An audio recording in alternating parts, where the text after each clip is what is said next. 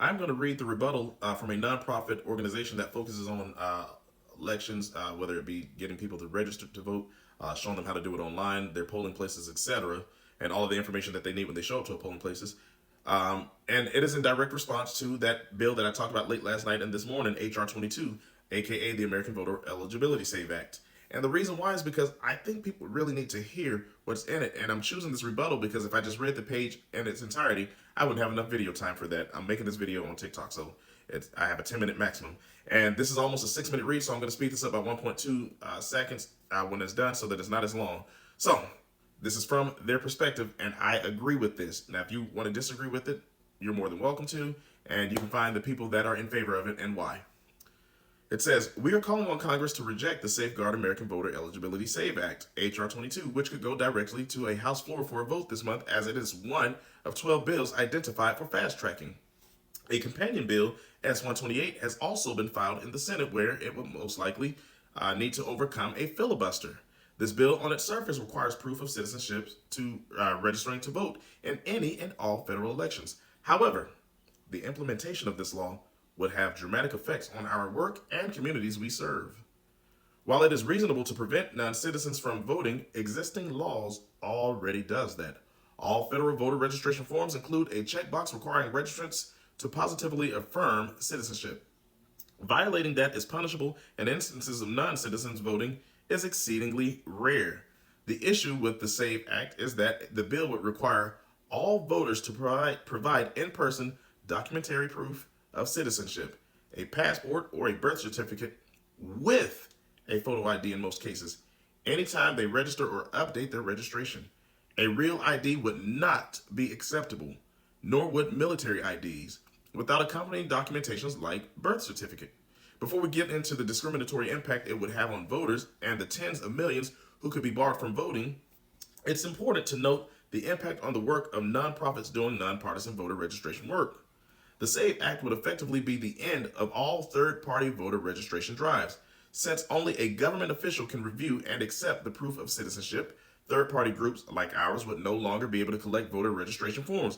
Additionally, because online voter registration would also come to an end, nonprofits would not have the option of using tablets at registration tables or otherwise pointing people to state voter registration portals. The SAVE Act would effectively end online voter registration since it requires documentary proof be presented in person. This would render the online voter registration system currently running in 42 states useless, forcing election officials to revert to far more costly and labor-intensive in-person registration. The two impacts above would radically upend the work on nonprofits doing voter registration across the nation.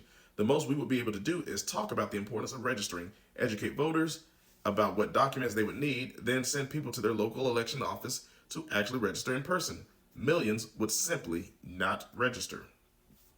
The SAVE Act would also overwhelm election officials, leading to long lines for voters, and it dramatically increased costs for the state and local governments. As of 2022, only 5.9% of voters registered to vote in person at election offices, while 55% of registrations are collected through motor vehicle departments. The vast majority of states now do license renewals online. All registrations currently collected online, whether through a motor vehicle department or state elections office or by mail, would now have to be done in person. Election officials on both sides of the aisle have serious concerns about this as an unfunded mandate. Then there is the high discriminatory impact the law on voters, disenfranchising tens of millions of eligible voters. Both income and education levels are major factors in determining whether or not someone has a passport. Voters with higher incomes and more education are far more likely to have passports. People with household incomes over $100,000 are than 3 times as likely to have a current passport as those with incomes below $50,000. Residents of Northeast and West Coast states are more likely to have passport than others.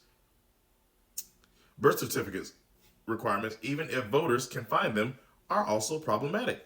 People could be barred from voting because of birth certificate name mismatches if they took their spouse's name or changed their name for any other reasons. Among the various groups impacted, as many as 69 million American women do not have a birth certificate with their legal name on it. The in-person requirements for presenting the documents will be a barrier to those with limited access to transportation. Rural voters would be especially challenged. Frequent movers will also be faced with the added burden of providing these documents in person every time they move. Many people simply won't bother and become unregistered or non-voters. There are the many Americans, including lower income individuals, younger first time voters, and new citizen voters, who rely on third party registration drives to bring them into the system that has otherwise ignored them. Even if the documents could be submitted online, over 21 million otherwise eligible American voters don't have the proof of citizenship documents readily available. In the end, tens of millions of eligible American citizens who don't have access to the required documents or can't get involved or get to a government office in person would be unable to vote, all to prevent an exceedingly small number of non-citizens, a few dozens perhaps, from voting.